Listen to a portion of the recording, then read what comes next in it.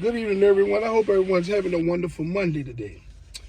I would like to start this video off by saying that I fully support the striking and protesting efforts of Lyft and Uber drivers and gig workers from city to city and state to state. I want to commend you all on you all's unselfish approach to fighting for change for everyone.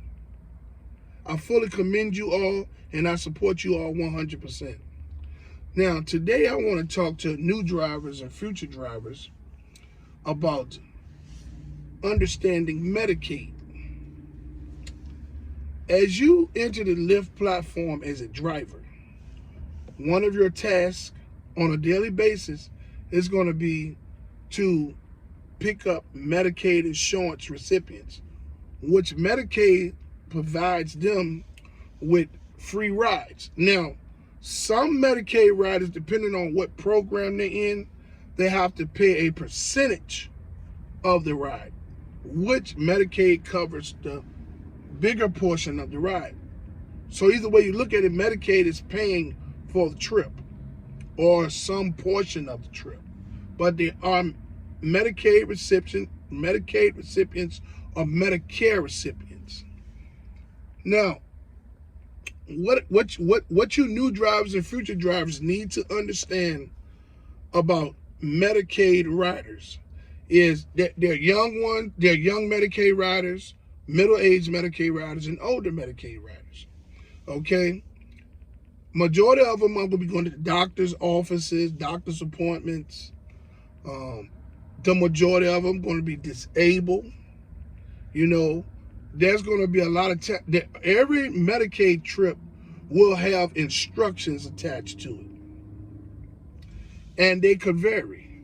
There could be situations in instructions where they ask the driver to assist the rider in the vehicle and assist the rider out the vehicle.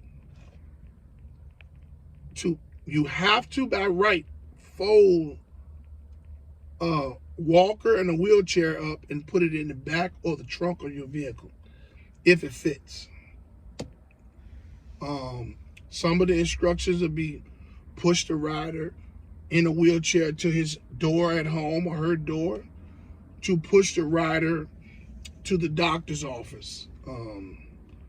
You know, things that takes physical contact and physical help. Now, as a Lyft driver, we are faced with a challenge that puts us in jeopardy. Now, you new drivers and you future drivers, you please understand what I'm trying to explain to you. Lyft has gotten a contract with Medicaid, as these transportation vans that you see in your neighborhoods with the words that's written on them that picks up these people in the wheelchairs with these wheelchair vans and pick up people and take them to and from the doctors. Those companies and those people that have contracts with Medicaid with those types of vans, they get paid handsomely for transporting these riders to and from the doctors. They have things that they have to do in their contract, like help the riders in the vehicle and help the riders out the vehicle, push the rider's wheelchair and things of that nature up on the wheelchair lift and things of that nature, and assist the rider in the, to be safely seated in the vehicle. Also push them to the door at the doctor's office or at their home. They get paid. They have contracts with Medicaid to do these things, okay? As a Lyft driver, Lyft has a contract with Medicaid, right? Lyft don't give you any option as a Lyft driver to say if you want to service Medicaid riders or if you don't choose to deal with that situation. When you sign up with Lyft, whatever they're signed up to, they expect you to abide by. Okay? There's a disconnect in there. Now hear me out. In those instructions, there's physical contact that's being asked to perform. They're asking you as a Lyft driver who gets cents per mile from the point of pickup to the point of drop off to help a rider in the car, help a rider out the car, right? To help a rider to door at the doctor's office or to their home. You are not a care assistant. You are a driver, a Lyft driver. You get paid to pick people up and drop people off. Now, by right, if there's a wheelchair or a walker, you have to accommodate a disabled rider by folding up their wheelchair and their walker and putting it in the back of your vehicle or in the trunk of your car. Helping a rider in the car and out the car puts you at risk because we don't make any money to be insured. If this rider falls with you helping them get in the vehicle or out the vehicle or pushing them to the door at the doctor's office or their home, you're going to be held responsible for that. They're going to blame you. So that puts you in a bad position as a driver. As a Lyft driver, you're independent contractor. Lyft holds no liability to you. So in case of an accident with you helping the rider, a Medicaid rider, in the car or out of the car to the door at home or the doctor's office, if that wheelchair flip over and that rider busts their head open, they're going to blame you. But this was in the instructions of the trip, telling you to help the rider to the door of the doctor's office or home, to push the rider to the door at the doctor's office or up the ramp, right? It puts you at jeopardy because you don't have any insurance. We don't make nowhere near the money that you're supposed to make, so that maybe somebody would want to put insurance on themselves in case of a situation like this. So my advice to you new drivers and you future drivers is to do not physically help anyone in the vehicle, out the vehicle, push them to the door at the doctor's office or to the door at their home. By right, you have to fold up a wheelchair and walker and put it in the trunk of your car. People, do not put yourself at risk by helping these Medicaid recipients disabled in the vehicle and out of the vehicle as a Lyft driver. If these people fall and hurt themselves, they're going to blame you. They're coming after you. You don't make no money for that to happen. Lyft holds no liability towards you. They separate all liability to the drivers by making us independent contractors, so that if something happens, they're off the hook immediately. So you ask yourself, why would Lyft get a contract with Medicaid that services their insurance recipients, and the instructions of the Medicaid rider's trip is to help them in the car and out the car, when Lyft knows that you're not insured? They hold no liability towards you, but they send instructions per the ride to assist the rider in the car and out of the car. People, be smart. As a new and future Lyft driver, understand that a Medicaid rider, if they need assistance, they should send them a care provider to assist them. You are a Lyft driver. You are not a care assistant, a caregiver, or a care provider. You are a Lyft driver that gets cents per mile. You are blamed for everything that's going to happen, whether these are Medicaid riders or regular riders. Anything that happens, if you're late, you're going to be, if the riders are late, you're going to be the blame for that. If something happens within the vehicle, you're going to be the blame for that. If a Medicaid rider happens to fall and hurt themselves or whatever, you're going to be the blame for that if you help them physically. I tell you people, Medicaid recipients are tricky. All of them are always moody. The majority of them are always moody or have issues with Medicaid that they bring to the drivers.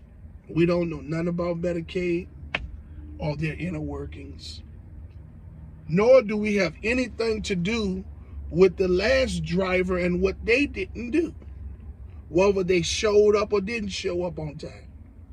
So these are things that you're going to have to deal with when you deal with Medicaid riders. So you need to educate yourself by coming here to my channel at Rideshare RealTalk and looking at my videos about Medicaid, looking at all of my videos, but educate yourself specifically on this Medicaid, understanding Medicaid and what you should be doing and what you should not be doing. The things that you should not be doing protects you from being held accountable for something that may happen to the riders. Okay? Lyft cannot force you to help nobody in the vehicle or not the vehicle. You are a Lyft driver. Same thing with these Medicaid riders that you're going to pick up from grocery stores. They will go in grocery stores, barely can walk, get in one of those cots, and they will go in the store and they would, they would go in the store and they would go in there and buy all kind of cases of water and sodas and all kind of bags of groceries. Then when you pull up to pick them up, not only do you have to fold their walker up, not only do they expect you to fold their walker up and their wheelchair up like you're supposed to do, they expect you to help them put that water and those sodas in the trunk of the car. As well as when you pull up to the house, they expect you to tote those waters and sodas to their house. It don't work like that. Remember this, if they're riding Medicaid, if they're Medicaid riders, they're not paying for that. Majority of them are on fixed incomes. They get a check every month. You won't get no tips here and there, but it's not worth the headache. I'm just telling you what I deal with on a daily basis as a Lyft driver in the Lyft Express program. Medicaid riders are difficult to deal with. The Medicaid cases that comes to your phone in a form of a ride is very difficult to deal with. You got Medicaid riders that you pick up at the methadone clinic. You got a whole bunch of stuff that goes with that. A lot of them have children, and the children are small, and they will actually try to get in the vehicle with the child without a car seat and get mad when you don't let them ride. You know, it's a lot of Medicaid recipients are very tricky. They demand VIP services. They expect you to do more than what you should be doing as a Lyft driver because they don't know. They've been told by Medicaid that Lyft drivers are going to treat them just like the transportation services. They get paid handsomely to service them and take them to and from the doctors, escort them and things of that nature. Physically give them a boost in the vehicle and out of the vehicle. Those Medicaid companies are insured for things like this. So if a Medicaid company is transporting a rider and that rider falls what they're happening to them, that company can cover that because they have insurance on them for that. As a Lyft driver, you don't have that insurance on you. Lyft separates all liability to its drivers by making you independent. So you're on your own. There's no Lyft drivers I know that's walking around here paying medical or some type of insurance to protect themselves in case someone gets hurt that they're helping in and out of the vehicle that's disabled. I don't know any. It could possibly be. This world is something else. But I will tell you people, understanding Medicaid is very tricky. There's things that you should not be doing, and there's things that you should be doing. Do not overdo it because they don't tip. Medicaid riders get those trips for majority of the time for free or for a percentage. Okay? They're going to have the most complaints. You know what I'm saying? You know, so because they expect the best, the VIP service to the door, drop off, pick up at the door, and drop off at the door. This is what they expect. So you just know what you're getting yourselves into. When you join the Lyft platform, Medicaid is something that you're going to have to deal with because you're going to get an influx of those trips on a daily basis. So understand that understanding Medicaid is one of the most important things you can do. Here on my channel at Rideshare RealTalk, I have videos on just about every topic that you're going to come across as a Lyft driver in your vehicle. I teach you these things and give you tips on how to maneuver through these situations so that you can be a better Lyft driver, better prepared Lyft driver than I was as I entered the platform as a driver. Everything that I went through, it was hardship. So that's why I'm able to take my frustrations with the platform and put it into education form so that I can educate you all, you new and future drivers, so that y'all can be better prepared than I was as I entered the Lyft platform. So I would like to ask the new people just watching my videos, those that have not subscribed to my channel, to subscribe, like, and hit the notification bell so you can stay in the loop for my latest video. You know, these videos that I'm leaving, I'm not getting a lot of views, and that's fine. It's things that I'm doing. I'm going to work on this. I'm going to get better as I move along, you know. It's been a rough, 6 or 7 months since I started this channel. I'm learning about the algorithm at YouTube and the retention and things of that nature. So I'm going to get better as I move along, and I'd like to ask my subscribers and people who enjoy my content, I thank you. I commend you. I would like to say that I thank you and I appreciate you for being patient with me as I transform myself to be the best YouTuber ever. Yes, anything's possible. So until my next video, you drivers out there, be safe. Hey man, make as much money as you can this week. You don't know what tomorrow's gonna bring. And until my next video, let's get this bread, baby.